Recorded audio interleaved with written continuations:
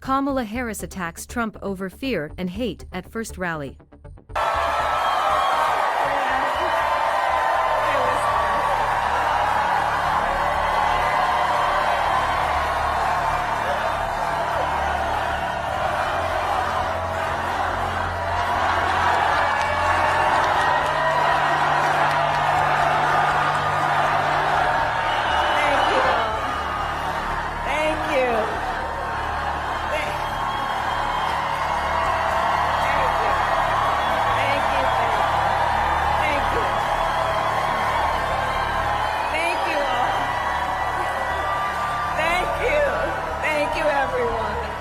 Thank you. Good afternoon, Wisconsin. Good afternoon, everyone. Thank you. It is good to be back. Thank you all very much. Can we please hear it for Leah and her extraordinary story and leadership?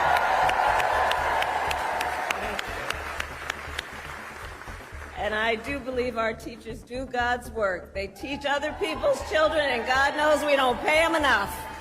Let's thank Him. And it is so good to be here and be back with so many extraordinary leaders, including my friend, the great governor of Wisconsin, Tony Evers. He's here somewhere. My dear friend, Senator Tammy Baldwin. And you know, I had the privilege of serving with Tammy when I was in the United States Senate, and she is always fighting for the people of this state, and I know that the folks that are here are going to make sure you return her to Washington, D.C. in November. Yes, we are going to elect her back to Washington, D.C. It is so good to be here also with Lieutenant Governor Sarah Rodriguez, Attorney General Josh Cole, Wisconsin Secretary of State Sarah Godlewski, County Executive David Crowley, Mayor Cavalier Johnson, and the great State Party Chair Ben Wickler, who I have worked with. Ben, you and I have been working together for years, and I can attest he knows how to build the infrastructure that delivers wins up and down the ballot. Thank you, Ben.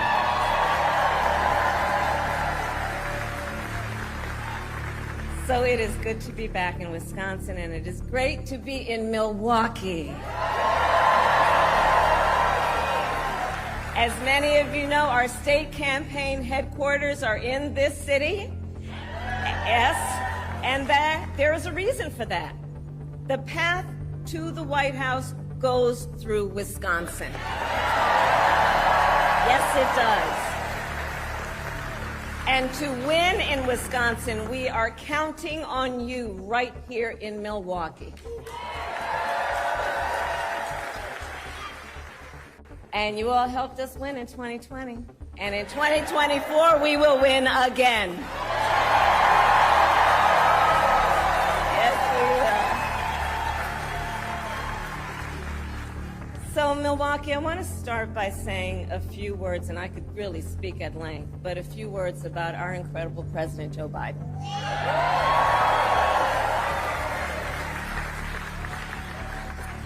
It has truly been one of the greatest honors of my life to serve as Vice President to our President Joe Biden. Joe's legacy of accomplishment over his entire career and over the past 3.5 years is unmatched in modern history. In one term, think about it, in one term as president, he has already surpassed the legacy of most presidents who served 2 terms in office.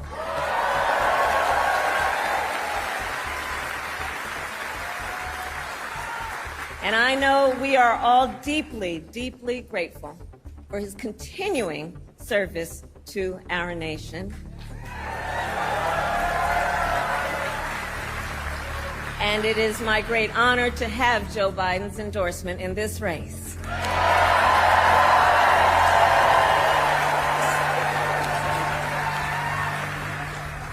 So, Wisconsin, I am told as of this morning that we have earned the support of enough delegates to secure the Democratic nomination.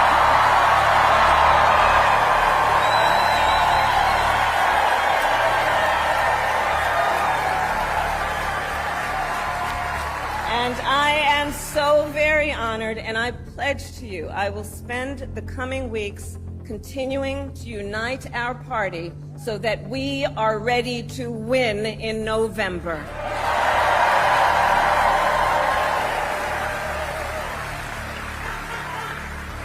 So, friends, we have 105 days until Election Day, and in that time, we've got some work to do. But we're not afraid of hard work. We like hard work, don't we? And we will win this election. Yes, we will. So as Leah told you, before I was elected vice president, before I was elected United States Senator, I was elected Attorney General of the state of California, and I was a courtroom prosecutor before then. And in those roles, I took on perpetrators of all kinds. Predators who abused women, fraudsters who ripped off consumers, cheaters who broke the rules for their own gain. So hear me when I say, I know Donald Trump's type.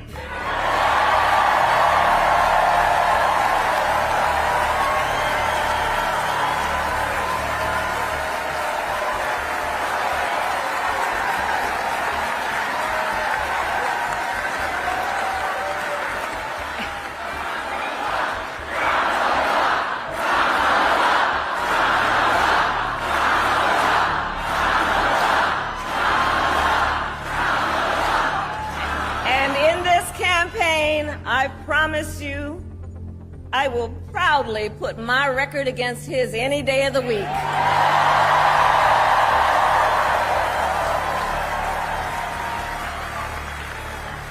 As Attorney General of California, I took on one of our country's largest for-profit colleges that was scamming students.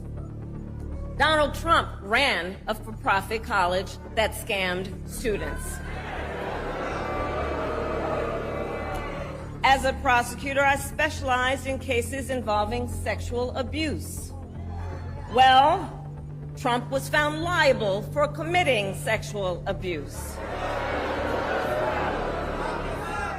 As Attorney General of California, I took on the big Wall Street banks and held them accountable for fraud.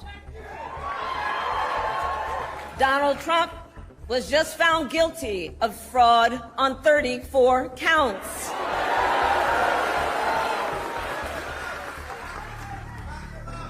But let's also make no mistake, this campaign is not just about us versus Donald Trump.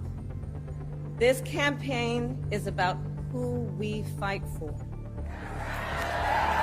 This is about who we fight for.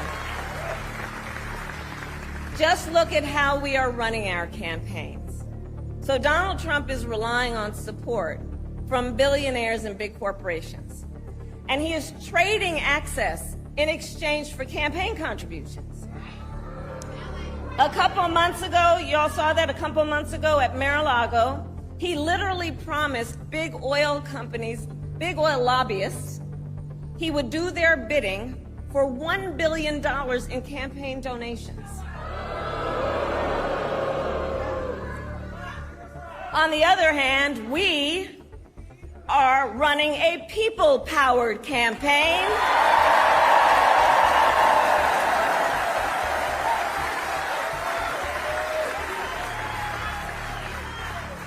And we just had some breaking news. We just had the best 24 hours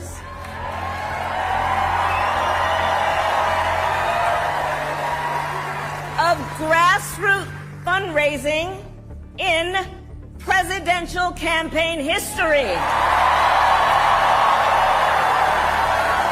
All right?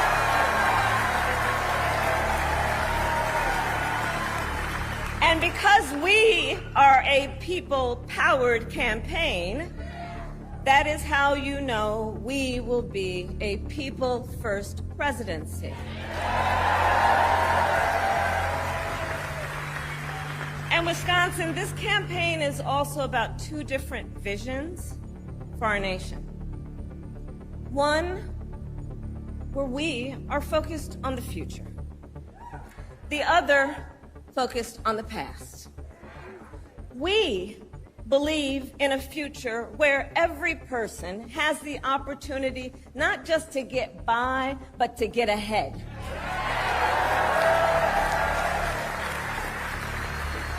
A future where no child has to grow up in poverty. Where every worker has the freedom to join a union.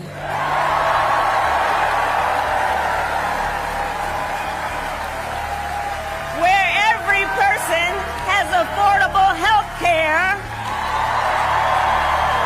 affordable child care, and paid family leave. We believe in a future where every senior can retire with dignity. So all of this is to say, building up the middle class will be a defining goal of my presidency.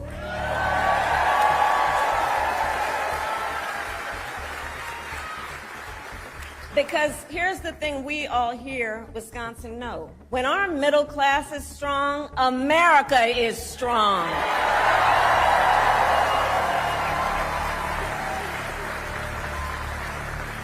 But Donald Trump wants to take our country backward. He and his extreme Project 2025 agenda will weaken the middle class. Like, we know we got to take this seriously. Can you believe they put that thing in writing? Read it. It's 900 pages. But here's the thing. When you read it, you will see Donald Trump intends to cut Social Security and Medicare. He intends to give tax breaks to billionaires and big corporations and make working families foot the bill. They intend to end the Affordable Care Act and take us back then to a time when insurance companies had the power to deny people with pre-existing conditions. Remember what that was like? Children with asthma, women who survived breast cancer, grandparents with diabetes. America has tried these failed economic policies before, but we are not going back. We are not going back. Not going back. We're not going back. We are not going back.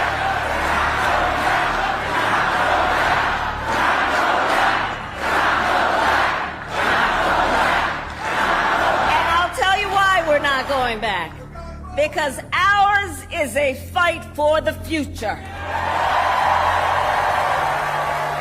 And it is a fight for freedom. Generations of America's, generations, and we have to remember this, the shoulders on which we stand, generations of Americans before us led the fight for freedom. And now, Wisconsin, the baton is in our hands.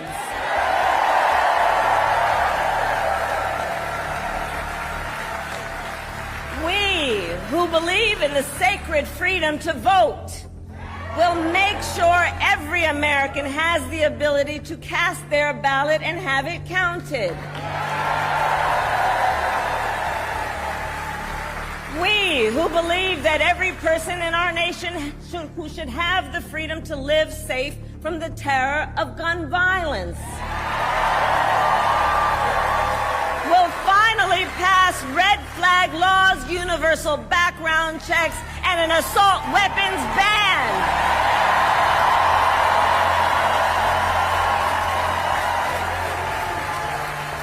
And we, who believe in reproductive freedom,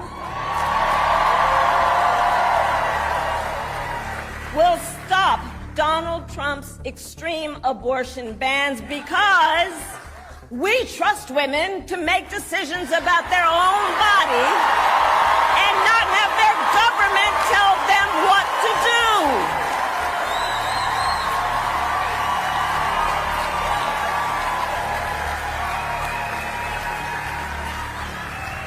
And when Congress passes a law to restore reproductive freedoms, as President of the United States, I will sign it into law.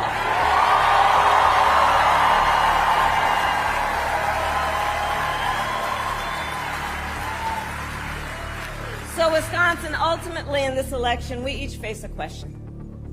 What kind of country do we want to live in? A country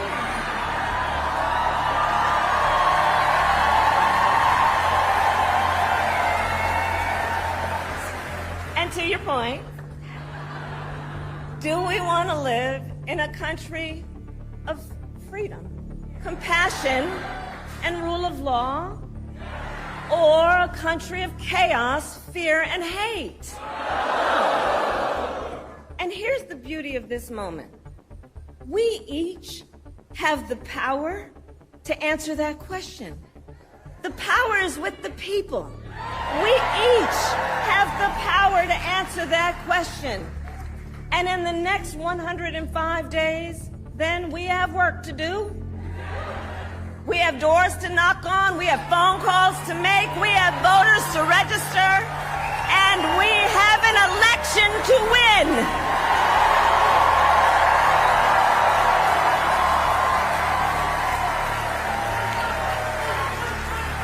So, Wisconsin, today I ask you, are you ready to get to work? Do we believe in freedom? Do we believe in opportunity?